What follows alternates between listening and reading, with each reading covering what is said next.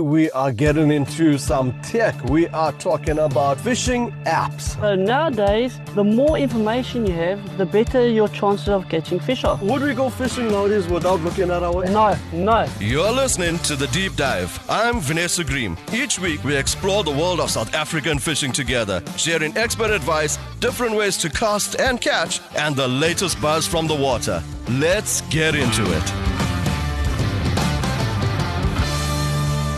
Welcome to another episode, and today we are getting into some tech. We are talking about fishing apps. Right now, we know the famous saying over the last decade, probably even decade and a half, is there's an app for that. This time we are talking about the apps for fishing. Now, as there's an app for your music, there's an app for your podcast, there's an app to get you to your location, there's an app to order your food. But today I am sitting down with Ray Thompson. Hello, Ray. How's it, bud? How are you doing? Good Great. to be here. So we are going to talk about the top 5 fishing apps. Now, I've been fishing with you for, over 20 years. That's right. We didn't have apps back then. No, we didn't. So the thing would be, hey, we're going to Transkei, we just figure it out. But now it's changed. Now I come and see you, and you are already looking at all these apps and talking about energy level, sea swells, tides, and moon phases, barometrics. It's becoming pretty good. Yeah, in the old days, we used to just go with the flow. We're going to have a jawl, we're going to fish, and you never knew what the weather was going to do. Yeah. So nowadays, the more information you have, the better your chances of catching fish are. Perfect. That's exactly what it's about. We improve with time. Correct. And now everything's to do with apps. So let's start it off talking about, and now this is in no specific order, right? We're just going to talk about our 5 apps that we use when we are going fishing.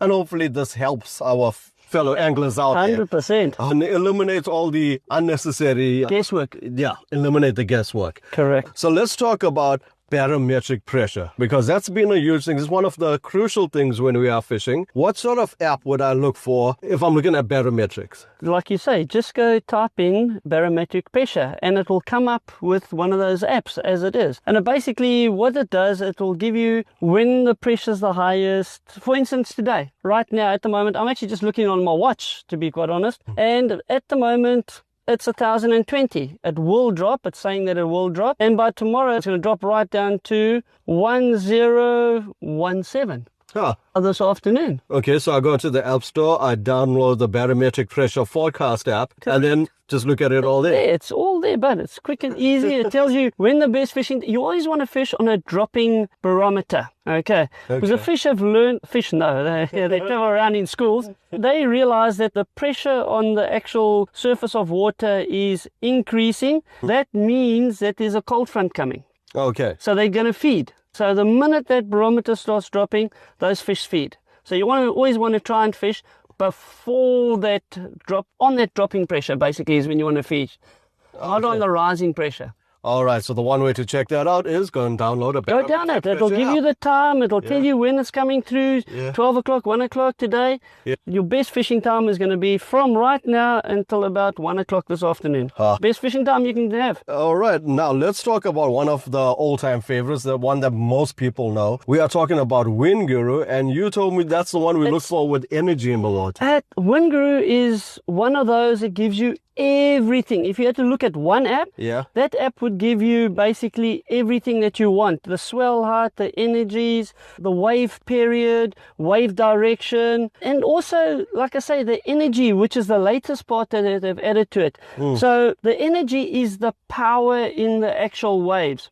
So for instance, if you went down this morning and you couldn't hold an 8-ounce sinker, by this evening, the energy level will be right down. We only like to fish when we look at that graph of theirs, that's 500 or less. Right. So that would be very nice. You can throw a 3-ounce cone sinker, 4-ounce cone sinker, and it's not going to wash around. So now this energy level has nothing to do with the swells or anything? It does. It comes with the swell. The bigger the swell, the longer the period between it, 15 seconds, whatever it might be, just tells you that there's more energy in it. All right. Now, does that energy level have anything to do with the actual feeding of the fish, or just how the bait is holding it? So what happens basically if there's big energy in the water, it churns up the bottom a lot. So you don't get your flatfish, your predator fish feeding as much as you would if it was calm, like a 500 energy level, level, whatever you want to call it, in the actual water. If there's 500 or less, basically there's very little movement in the water. Those fish can move around and scavenge and look for bait or whatever it is. For instance, there's sardines. Here's a scenario. There's sardines that have been netted. The sardines have been squashed in the net. They release the net, what is left in the net,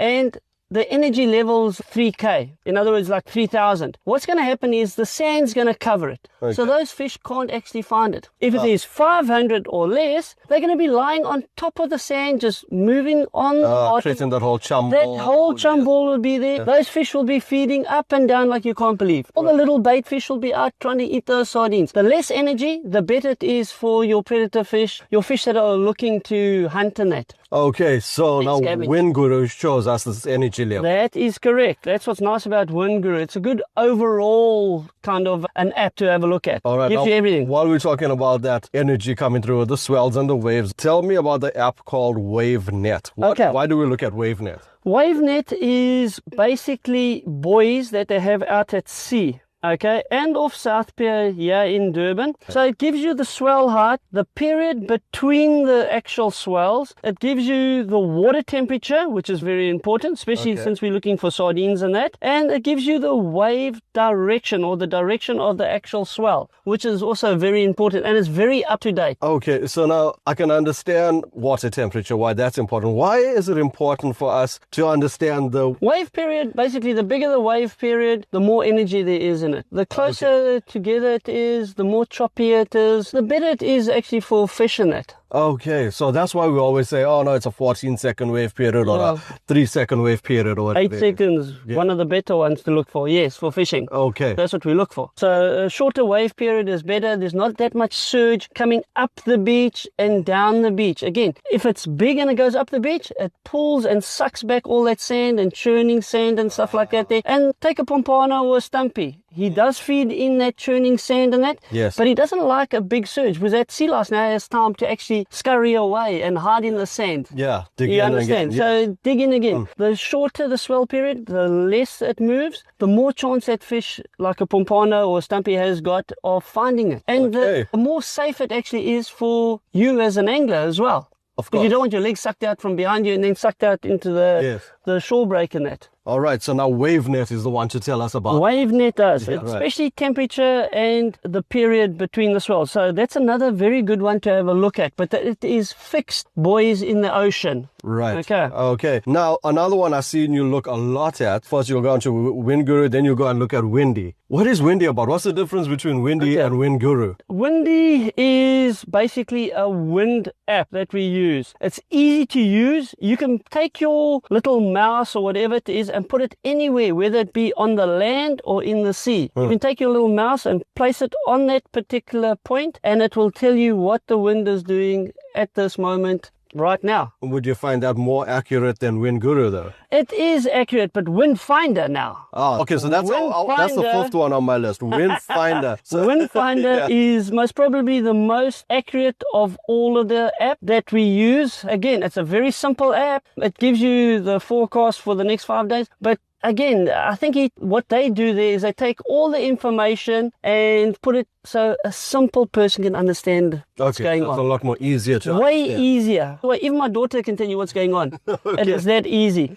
And it's accurate. That's the nice part about it. Okay, so those are our 5 apps, right? So we got 5 apps that we look at when we go fishing, which is awesome. I don't mind this. I love it. But now, would there be just one app that could tell me all of this? No, they all lie, unfortunately. They all lie. So I understand. So one is better than the other for certain applications. Look, no, don't say they all lie. That's not true. Weather, unfortunately, changes so quickly all the time. It's still, they're refining it every single month. There's something new that they're bringing in that's getting more and more accurate with it. Yeah. But you know what it is? It's one of those, you take all the app, you put it in a bowl and you make a stew and you come out with your own conclusion of what's going to happen. All right, so we assume, that's what barometric pressure forecast said, that's what Windy said, that's what Wind Guru said, and we see what matches the most. Okay. And the more you use it, the better you become at it. Yes, of course, because the more you're understanding what's going on. That is correct. And what you're looking for at what. Correct, All especially right. for fishing applications. Yes. Look, these apps are used for all different things, flying, sailing, stuff like that. Yes. But we want to use it for fishing, so we need to just fine-tune it a little bit to suit what we're looking for. All right. Now, tell me, would we plan a trip these days, right? Like before we just say, it's looking good, we're off on a Friday, let's go. And we go. Now...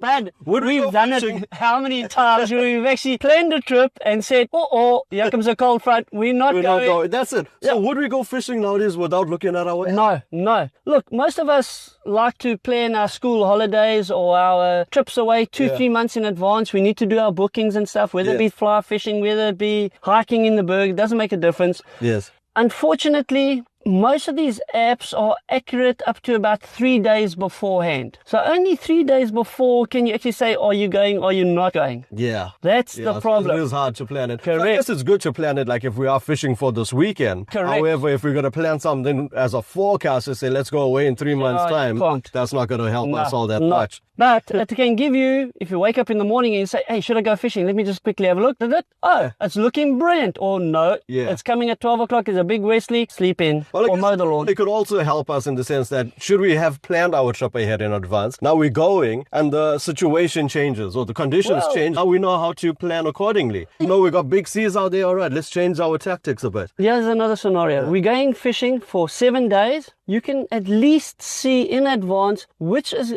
out of those 7 days is going to be your best fishing days. Yeah. Which is going to be the best days to go game driving, for instance, if you're going to play Vidal. So the easiest way to do it is have a look at your apps. It gives you 7 days and you can say, hey, honey, I want to go and fish on Wednesday and Thursday. Yeah, so we'll do the sightseeing on Monday and Friday. Correct. That's what makes it so good. Oh, you gotta love technology. Definitely. You have to. Now, talking about technology, one of the most common questions is, what fish is this?